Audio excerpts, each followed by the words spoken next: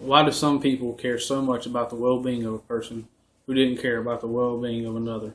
Hello again, my name is Charles Henderson, and today I'd like to give you a few reasons why I support capital punishment, better known as the death penalty. I'm not talking about putting everybody to death. I'm talking more along the lines of murderers, rapists, people with violent crimes, who in this speech I'll refer to as violent offenders. A few of the reasons are because it can help bring closure to families, it can help deter some crimes, and sometimes it's a more fitting punishment than life in prison. So how can this help families of the victims?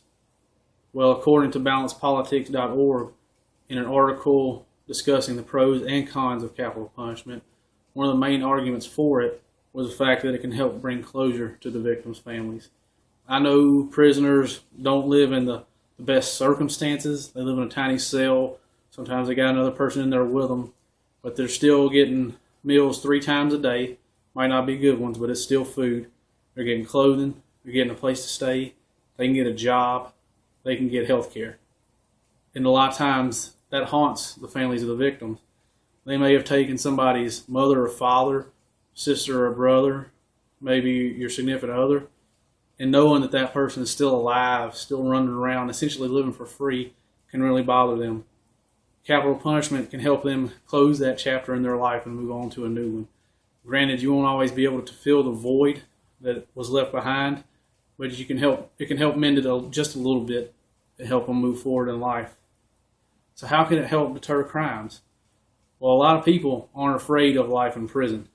A lot of them have been what some people may call institutionalized, meaning that's what the life they're used to. They don't mind living in jail and prison. They've been several times. They don't mind going back. So if you throw the death penalty out there as a sure thing, you kill somebody, you're going to prison. It may not stop all of them, but it may put a second thought in a lot of folks' heads before they go commit a violent crime. Hey, I'm not just going to jail for a long time. I could be killed as well.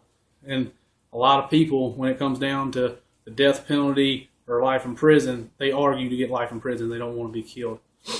It could also help deter some crimes in prison. You're already in prison for life. You have nothing to lose. You're not afraid of anything. They can't give you any more time. 100 years on top of 100 years, well, you're not going to make it past the first 100 years, so it don't matter. So if you commit a violent crime in prison, then boom, you get the death penalty.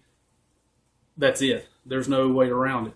So prison is never going to be a peaceful place, but it may be able to cut down on some of the in-prison violence with people hurt, stabbing, shanking each other, knowing that, hey, I might be in prison for life, but I'd much rather live here than be put to death. And sometimes the death penalty is just what's deserved. I firmly believe that you reap what you sow. If you kill someone, what makes you too good to be killed yourself? Why do you deserve to live when you took another life?